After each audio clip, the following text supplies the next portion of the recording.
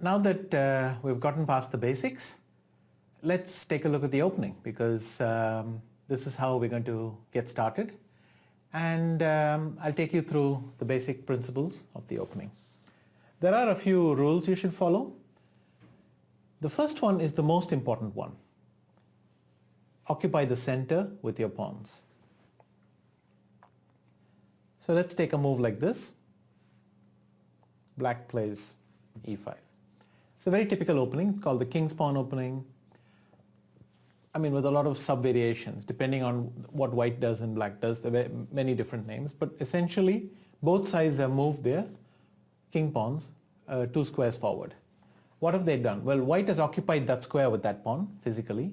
Black has occupied that square. But on top of occupying these squares, this pawn now controls that square, so it has some influence there. And that pawn controls that square. They also control an additional square on the side, and black controls a square on the side. So what white has done is to play e4. Now suppose black had played that move.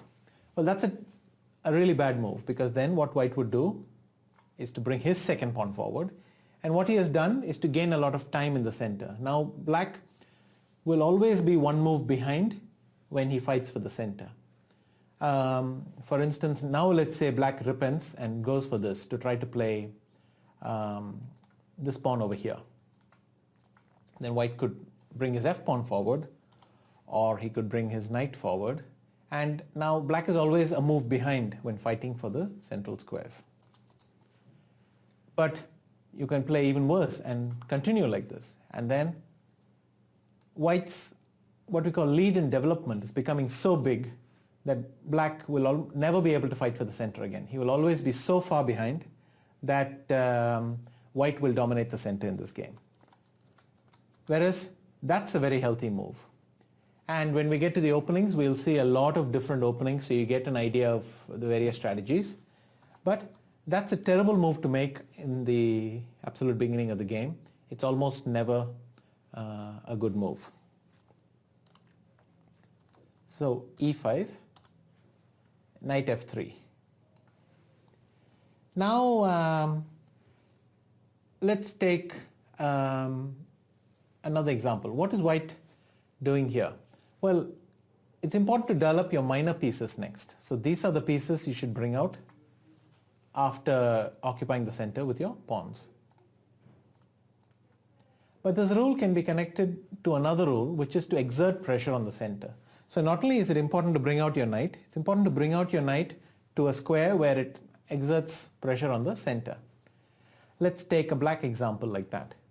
Well, that's a terrible move, because what white is going to do is he can just develop his piece, and again white is always one move ahead where he's fighting for the center.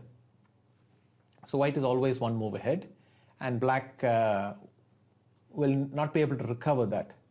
So white could now go here, and black is finding it hard to fight for the center, but also white could take this pawn, and suddenly the bishop and knight are coordinating against this. So black could be forced to respond by defending his central pawn, but then white develops another piece, and if black plays a move like this, already you can see that white's ready for action.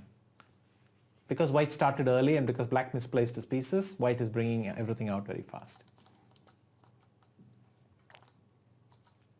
So that's a terrible move. That's another terrible move. It's important to develop your minor pieces, and it's important to keep an eye out on the center. So you should be exerting pressure on the center. So here there are many good moves. That's a good move because black is counter-attacking. So white is attacking the pawn I've indicated in red, and black's attacking the pawn I've indicated in green. That's a good move as well, because both sides are fighting for the same square, which I've indicated in green.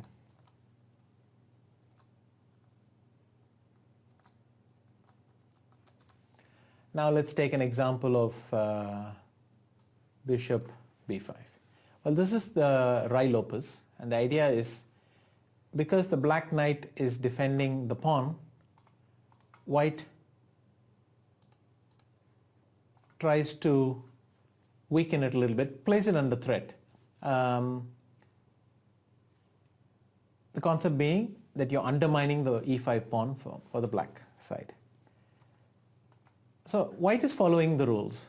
Brought out a minor piece here, a minor piece here, and now let's take a move like that. That is a bad move because you're moving the same piece twice. So we can add one more rule. Occupy the center with your pawns.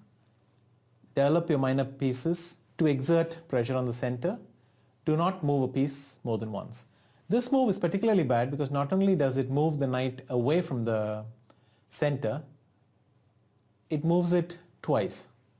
And so you'll find that as white develops, already now black has to do something about this pawn.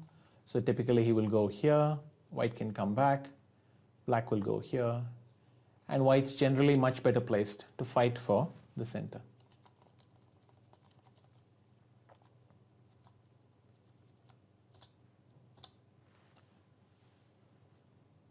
Let's take a move like this and something like this. Now, if black were to make a move like that, for instance, what's wrong with that? It's the same we saw on the other side. Do not move the same piece twice. What will happen here is that white is actually ready to capture this pawn, and now the queen is threatening the knight. So black will have to move the knight back, and black is losing time with every move. So a better move would be to keep fighting for the center. You could put the bishop there, or you could put the pawn there. They're all valid responses which keep black's game humming along.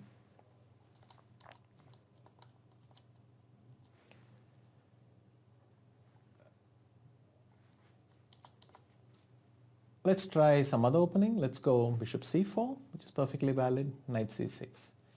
I covered this idea in the mate section, but I'll cover it again. Queen f3. Well, this is slightly hope-based. White is trying to attack that pawn.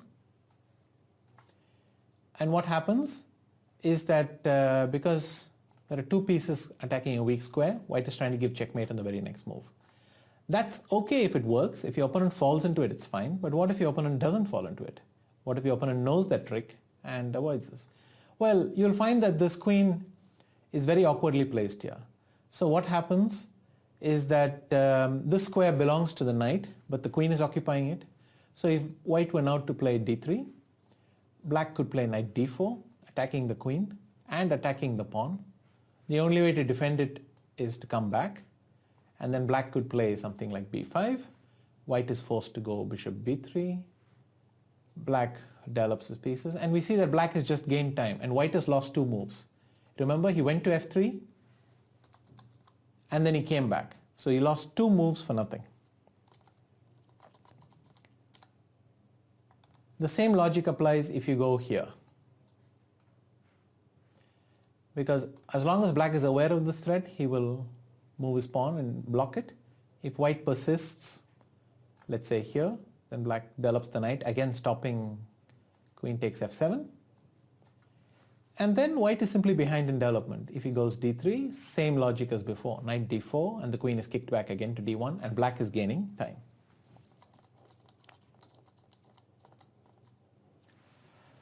So, to sum up, occupy the center with your pawns. This is an example. This is an example for black, occupying the center with the pawns. That would be a mistake because you're not fighting for the center, so white is gaining time and white is beginning to occupy the center.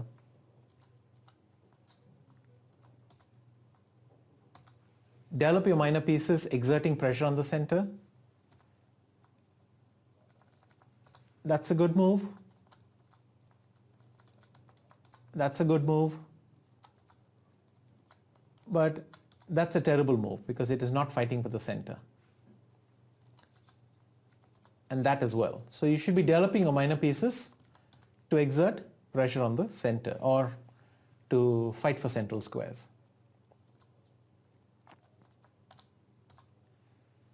Here, white is continuing developing his pieces. The piece is indirectly exerting pressure on the center, and black can do this. That's a terrible move because you're moving the same piece twice. You should not move the same piece twice unless all the other pieces have already come out. So you should develop all your minor pieces if possible before proceeding further with the same piece, because you don't want to give your opponent an advantage in the number of pieces he has brought out.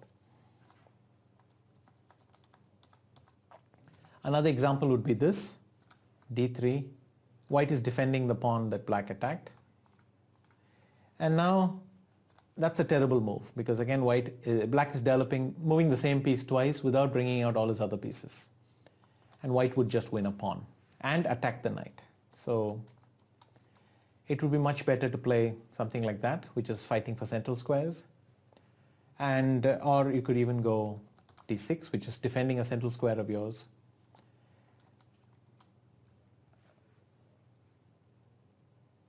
That's a bad move because you're not fighting for the center. I gave you an example, which would be bishop c4, knight f6, and now both knight e5 or knight c3 look very nice for white. And it's very important, do not bring your queen out early. Your queen should come generally after the minor pieces. All the rules I'm giving you, there are exceptions which you really have to understand before you could use them, but a simple rule of thumb, don't bring your queen out too early. And as we've seen here, after this move, watch out for your opponent's threats. This is a perfectly good move to fight for the center, but it misses the point, which is that queen f7 is mate. So you have to watch out for your opponent's threats. If there's a concrete threat, that has to be dealt with first. That deals with that move. That does not. The same thing here. After queen h5, there's no use saying that knight f6 develops my piece. It's a wonderful move if it were not for the fact that white is threatening checkmate. So you have to play this first, and having addressed the threat, you can bring out your knight. To sum it up again, occupy the center with your pawns, develop your minor pieces, exerting pressure on the center. Don't move a piece more than once. Don't develop your queen too early, and beware of your opponent's threats. Finally, one rule which doesn't really fight for the center, in fact, seems to slightly contradict it, but we will see the logic behind it. So knight f6, d3, if black played, for instance, d6, then white could castle. And you may ask, well, how does that fight for the center? It doesn't. The king is the big exception because it is the one piece that needs to be shielded, it needs to be protected. When the king is in the center, the other pieces can't occupy the center easily because the king is in the way. And second, the king is vulnerable, and therefore you cannot open the center too much because that would expose the king to a lot of threats. So castling is a very important move that you should get in as soon as possible. When you have a chance, just tuck your king away, and that will mean that all the other pieces are much freer to fight for the center and fight for the initiative and don't have to defend the king. These 7 rules should help you get started. You don't have to strictly adhere to them, and as you will see, we will show you openings where the principles are applied in varying degrees. Your opponent will also try to thwart your plans. So your opponent is constantly going to be fighting for the center as well. And so the strategy has to evolve taking that into account. But if you grasp these principles and keep these rules in mind, it's hard for you to go horribly wrong. And that's nice because if you're just starting out, the worst thing is to lose some game that you could have easily avoided just by knowing these rules. So by knowing these rules, you'll have a lot of fun against an unprepared opponent. You'll get some nice easy points, and you won't give away any of your own.